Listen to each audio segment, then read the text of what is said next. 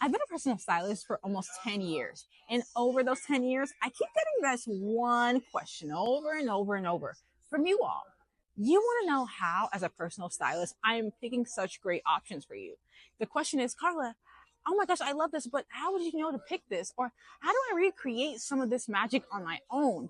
And I will say, it's a big, complicated question. Any personal stylist who is great at their job does so many calculations in their head in under 3 seconds to make decisions for you guys when we're shopping. But I do want to let you in at least on a little bit. Today, we're going to focus on how to shop according to your personal style and adjectives, right? We really want to start getting accustomed to how would I define my ideal style? Don't define your style right now, right? Frumpy and chill and relax. Like that's probably not what you really want. But maybe you like classic, colorful, and feminine and friendly. Like maybe those are things that you want to feel like in your ideal wardrobes. Think about even how you decorate your home. A lot of times the way that you decorate your home has a real connection to your intrinsic personal style. So if you find yourself going towards a lot of clean, classic, modern, or elevated, or elegant, or glamorous things in your home, whatever you're finding, those might be the beginning notes of your actual personal style adjective. Now, overall, we want to have maybe 3 to 5 of those mixed together to create a perfect, what I call gumbo of your personal style that has a little bit of tension, it has a little bit of this, a little bit of that. And when they come together, it creates a style that is all your own.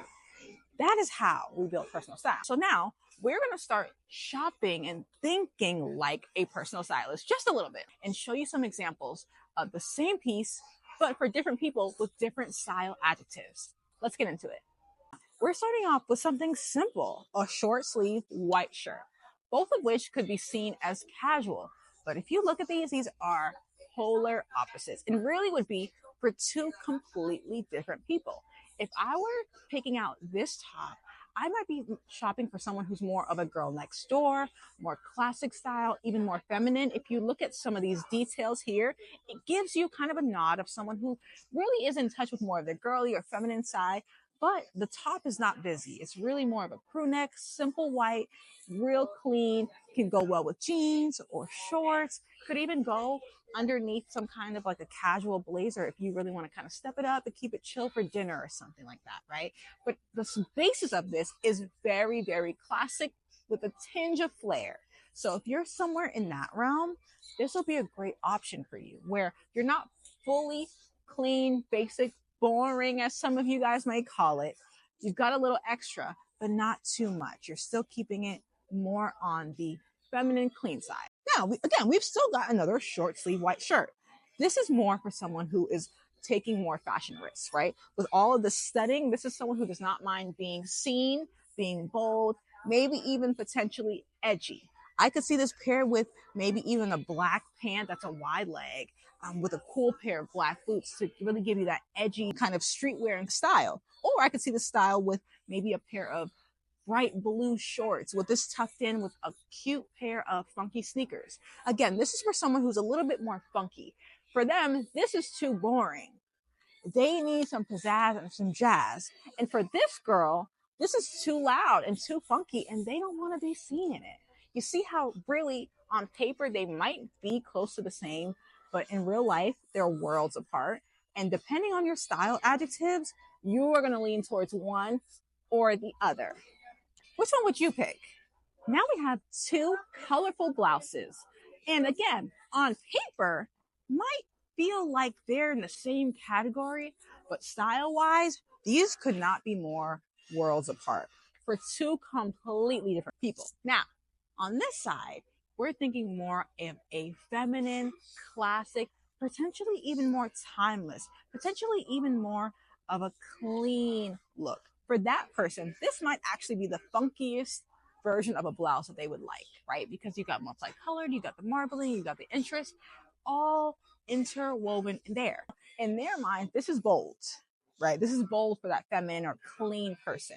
But really, on a whole, because of the neutrality, it's not too out of their comfort zone. So this would pair really well with maybe a satin midi skirt or a trouser or even a really cute pair of jeans and a bootie for this time of year. That could be a great like little holiday outing outfit or to go shopping in, etc.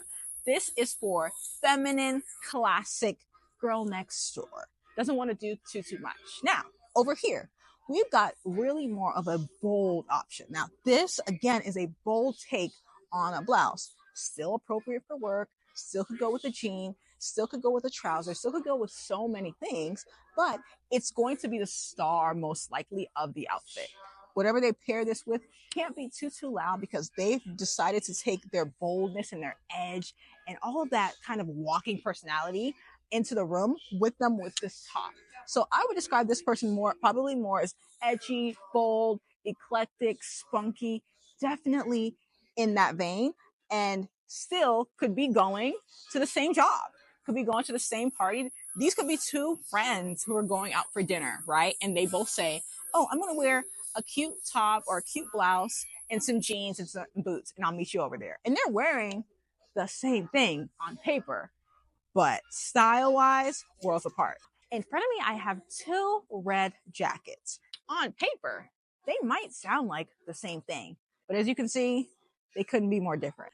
Over here, we have something that is more of a fun, feminine, even maybe more preppy inspired jacket that could be taken up to more of a casual or taken to be a work outfit or something that you wear on the weekends, right? Now, in this jacket, someone who would pick this out is more leaning feminine, and they are never going to lean over here first. That is something that's important. Maybe these two can, in some ideas, live in the same closet, but there's going to be a preference to one or the other. Are you naturally more feminine and fun, or are you naturally more contemporary, modern, and sleek?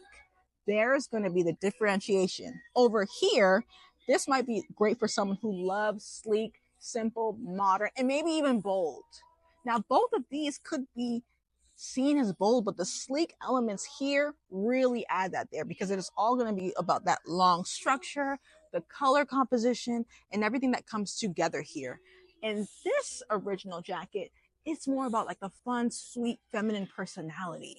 And so these are saying two completely different things. And when you go ahead and pair this, you could pair this the same exact way, maybe a white, crisp button down with some blue jeans. These both would pair well, but they're going to give you a completely different energy, a completely different character, would I say, right? So which one resonates more with you? What would you pick first? Let's say you're heading to a wedding and you know you look great in fuchsia and magenta, and you've got these two options. You see how they on paper might sound similar, but they are worlds apart? Let's get into who these might be great options for. Over here, we have more of a midi style resembling a trumpet silhouette with a lot of, as you can see, design and interest and even play on colors. This will be great for someone who likes more of a longer conservative option, aka maybe they don't like to show their knees. Maybe they like things that feel a little bit more covered, but they still want some spunk and personality and to feel friendly and approachable. This is the kind of woman that I could see gravitating towards this dress over and over and over. And it's one that doesn't have a year or a time associated with it. So it ends up being so timeless and classic. This is going to be for our timeless, classic, girl next door, approachable girly. Over here, the two friends going to the same wedding. This woman is more concerned about a fit and having more of what I would call a sultry or a bit of a flirty feminine presence.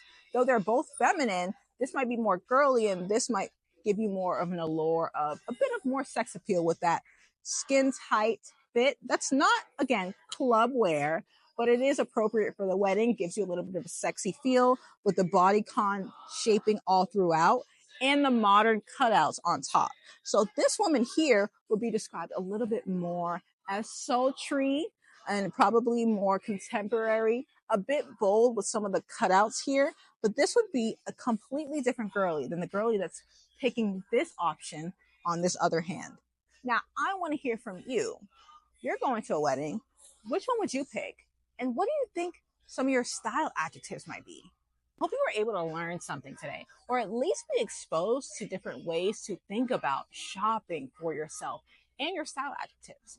I wanted to take you into the mind of a personal stylist and how I'm shopping for you guys and how I've been shopping for clients for years and years in the process. Now, there's a lot more to it, but this is the beginning. You can start to use that train of thought when you are in the store. And don't forget, you still got to consider your colors and your body type, but we'll get to that later. This is the intro. Think about what your style adjectives are and share them in the comments below. I hope that helped. Toodles.